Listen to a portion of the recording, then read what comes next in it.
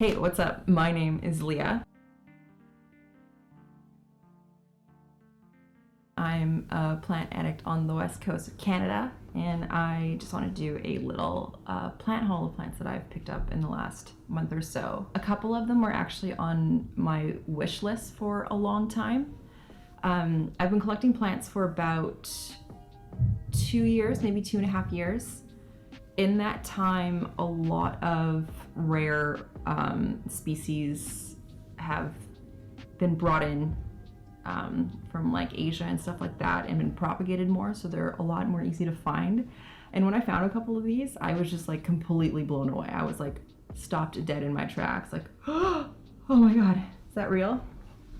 But anyways, here's one of them. Just gotta grab it. So this is a plant that I already have. Where I found it, it was $10. I'm gonna talk about the prices just because I think it's important to know what different pockets of like North America and like places around the world are selling different plants for. So use like maybe you're getting into plants for the first time or have been in it for a while. Know what the regular market price is so you don't get ripped off by anybody or any store. But yeah, this is a Begonia Maculata Wightii. Like I said, I already have one, but I couldn't pass it up having this one. I love these plants. They're so gorgeous. They grow so easy. I have mine in a north-facing window, which kind of faces a wall, not like right up against it, but maybe like 10 or 15 feet away from it. So it doesn't get a lot of light, but it still totally thrives there. They grow really easy. They're super easy to propagate. You just cut them and then stick them into water and they will eventually start growing roots.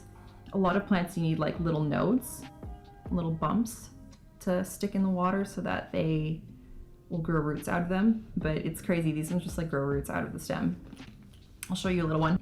Okay, here's one that I propagated a while ago, but yeah, as you can see, there's roots coming out of just kind of everywhere. Whoa, I don't know if I can get that back in there now. Oh, it's growing a little one down here. It's like a water leaf. Okay, I'll put that down right there. The next one, I initially thought it was this other plant, but it looked a lot like it. So I had to get it. I'm a huge fan of Alocasias. It's this one right here. I didn't know what it was at first, so I had to look it up later, but it's an Alocasia Yucatan Princess. When I first saw the leaves, I thought it was a Alocasia caprea or an Alocasia dragon scale, which is like my all-time favorite plant. I can't wait to get one. In North America here, they're still crazy expensive, but it's really cute. It's put out this one leaf. Although all of my plants are behind me right now, this isn't how they always look. They're kind of like around my apartment. This one's in my south-facing window. And yeah, it's really cute. Here's the next one, is another Alocasia. This one I have in my kitchen right now. It's a north-facing window. I do have the blinds closed most of the time, but I do have some plant lights in there. It's pretty close to it. When I brought it home, I put it in my southern-facing window, but where I am, it's winter right now, so it started to like really lean forwards towards the light. So yeah, I moved it to my kitchen under the plant light. They have these really interesting stems that look like zebra stripes. Really pretty leaves. So when I brought it home, it put out this new one. It's a little curved because I put it up against a cupboard, but I think they're gorgeous. Like this one was also $10. Same with this one. I got these ones all at the same time, but $10 for this is crazy. Okay, this is the one that absolutely made me lose my shit when I saw it. I walked around the corner, I was like, oh, I like started panicking. I got like such a crazy adrenaline rush. I started texting everybody that I knew, but it was a Rhaphidophora Tetrasperma. This is also $10. I bought 2 of them. The other one doesn't look as good as this, so where I bought them from tends to really overwater their plants when they get them. Like they're regularly having like huge sansevierias in like 10, 15-inch pots, if that's the right size, but like this big, like really big ones on sale for $5 because they've overwatered the shit out of them. But you can kind of tell because of the bottom of the leaves here. This one in particular, out of the two, when I brought it home, was super saturated, like just really wet soil. Oh yeah, so all of these plants that I got from that place have like the cocoa noir. I work in a greenhouse and we use that there. However, I've never used it at home, so like wasn't too familiar with it on terms of like how much it dried out. But what I ended up doing was taking this right away into my bathtub, getting all the soil out, all the wet soil. I rinsed it a little bit just to get everything off, and then I just put it in a pot full with brand new soil, which was just cactus mix soil. That way the roots get a jump start on drying out so that they don't have much of a chance to get root rot. So it is recovering a little bit. I think it's put out these 3 leaves since I got it, or maybe these 2, just a little bit. So this one's in my south facing window. As you can tell, it's not getting a huge amount of light because the leaf is really tiny because it's very cloudy all the time.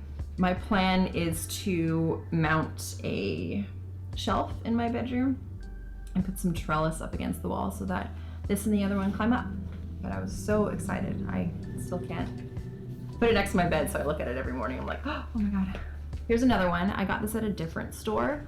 It's a little Calathea Maculata. They're so cute. So I have had a few Calatheas in my collection throughout the years. I've killed a lot of them. Well, I shouldn't say I killed a lot of them. A good chunk of them got spider mites. And if you know Calatheas really well, or at all, like they have really thin leaves. And for larger plants, like I had a Calathea White Fusion and a Pinstripe. They were pretty big plants, so just the sheer amount of leaves, I couldn't save them. But I ended up picking up this guy because I am just a sucker for Calatheas. So this one I got for $9 or $10.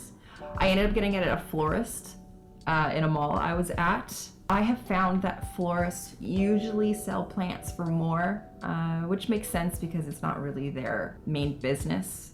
Personally, I think it's a little bit more on the expensive side, but I couldn't pass it up. I haven't seen one like this around where I live ever, I don't think. The next one I got is rather large. I have to pick it up.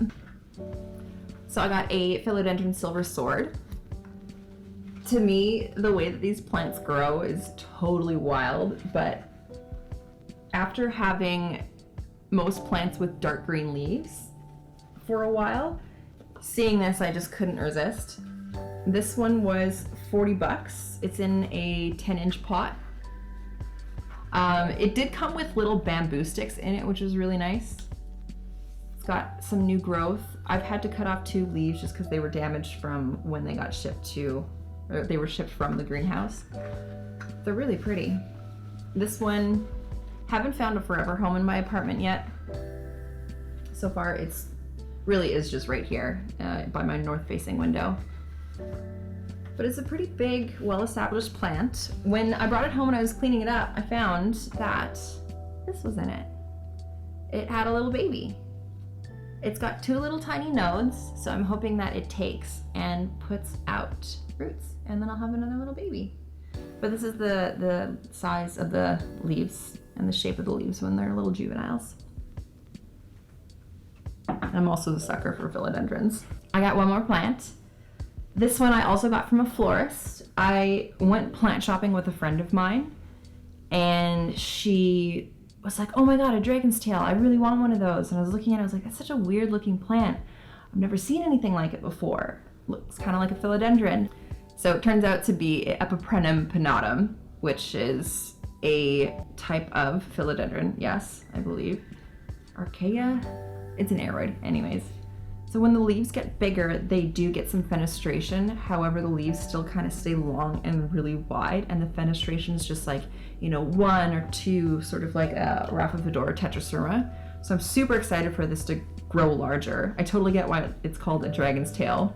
I don't even know how it grows. Like, I don't know if it vines for a little bit and then grows more leaves, or it turns more into like a plant, or it is just a vine with some leaves sometimes. I have no idea. I'm trying not to Google it too much because I want to watch it grow and, you know, be surprised by it. But yeah, so those are all the plants that I got in my recent haul. My haul was over the span of like a month or two. I did really well for not buying plants for a very long time. And then after seeing, you know, those ones, I just couldn't resist, and now I've got a problem again. So I'm sure I'll be making a lot more of these. Spring is also coming up soon. Thank you so much for watching. Subscribe if you like.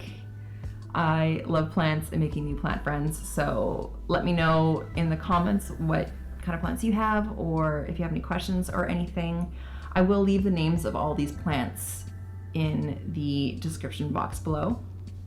Thanks. Bye.